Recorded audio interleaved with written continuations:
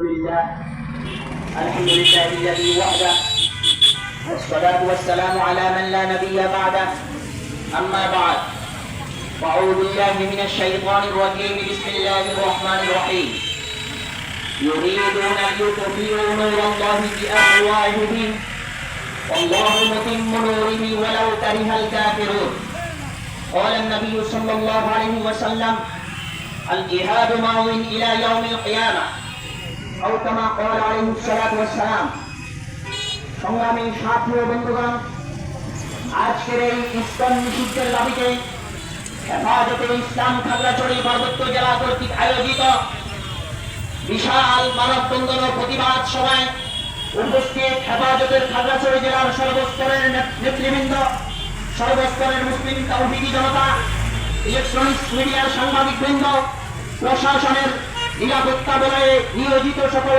সৈনিকবৃন্দ, যে মহান রব্বুল আলামিন আজকে আমাদেরকে এই মুহূর্তে হেফাজতের ব্যানারে মানববন্ধন কর্মসূচি পালন করার জন্য তৌফিক দিয়েছেন, আমরা সেই জন্য মহান রব্বুল আলামিনের দরবারে শুকরিয়া জ্ঞাপন করি আলহামদুলিল্লাহ।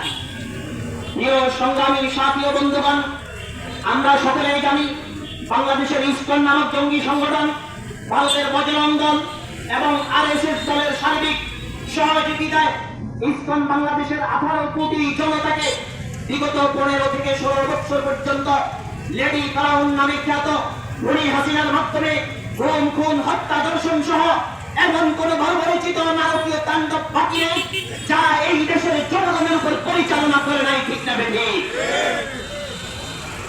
সংগ্রামী সাথী ও বন্ধুগণ, এই ইসকন বিগত 15 বছর পর্যন্ত এই দেশের প্রশাসনের উপর ভর করে হাজার হাজার মানুষ হত্যা করেছে। আমরা সকলেই জানি, টেকনাফের ওসি প্রদীপের কথা আমরা সকলেই শুনেছি, যে ছিল ইসকন নামক জঙ্গি সংগঠনের নেতা। এই টেকনাফের ওসি প্রদীপ ঠান্ডা মাথায় টেকনাফ চকশবাজারে 200 থেকে 300 নিরীহ মানুষকে হত্যা করেছে। শুধু তাই নয়, দেশপ্রেমিক জাতির মেরুদণ্ড সেনাবাহিনীর একজন অফিসার মেজর সিনহাকে ওসি প্রদীপ নামক এই ইসকনের নেতা ঠান্ডা মাথায় খুন করেছে। প্রিয় উপস্থিতি, এই অঞ্চলের মধ্যে খুন, গুম, হত্যা, নারী ধর্ষণের সাথে সম্পৃক্ত এরকম একটি জঙ্গি সংগঠনকে আবার বাংলাদেশ সরকার নিষিদ্ধ করার কোন পদক্ষেপ করছে না। প্রিয় হাজেরিন, আমরা সকলেই জানি এই জঙ্গি সংগঠন ইসকনের দোসর যেমনই ভাবে ওসি প্রদীপের মাধ্যমে এই দেশের জনগণের উপর হত্যা নির্যাতন চালিয়েছিল, এরপরে ভারতীয় আগ্রাসনের বিরুদ্ধে, ভারতীয় সাম্রাজ্যবাদ অধিপত্যবাদের বিরুদ্ধে এই দেশের আলেম ওলামাদের আধ্যাত্মিক সংগঠন হেফাজতে ইসলাম বাংলাদেশ 2013 সালের শাপলা চত্বরে যেই আগ্রাসন বিরোধী, ভারতীয় সাম্রাজ্যবাদ বিরোধী আন্দোলনের ডাক দিয়েছিল, ওইখানেও এই ইসকন প্রশাসনের ঘাড়ে সওয়ার হয়ে খুনি হাসিনার মাধ্যমে আমাদের উপর বর্বরচিত হত্যাকাণ্ড পরিচালনা করেছিল। শুধু তাই নয়, এই দেশে মোদী বিরোধী আন্দোলনে হেফাজতে আলেম ওলামা তোলাবা জনতার উপর নির্মম পর্যায়ের গণহত্যা পরিচালনা করেছে এই ইসকন সংগঠন। প্রিয় হাজেরিন, ইসকনের ইশারায় খুনি হাসিনা নির্মম সকল গণহত্যা পরিচালনা করেছে, আমরা সেই সব ইতিহাস ভুলি নাই। অতঃপর ভারতীয় আগ্রাসন বিরোধী পোস্ট করার কারণে বুয়েটের ছাত্র আপনার পাহাড় ভাইকে ইসকন সন্ত্রাসীরা শহীদ করে দিয়েছে, ঠিক না বেঠি? প্রিয় উপস্থিতি, শুধু তাই নয়, এই জঙ্গি ইসকন আমাদের চট্টগ্রামের জজ কোর্টের আইনজীবী শহীদ সাইফুল ইসলাম আলিফ ভাইকে হত্যা করেছে, শহীদ করে দিয়েছে।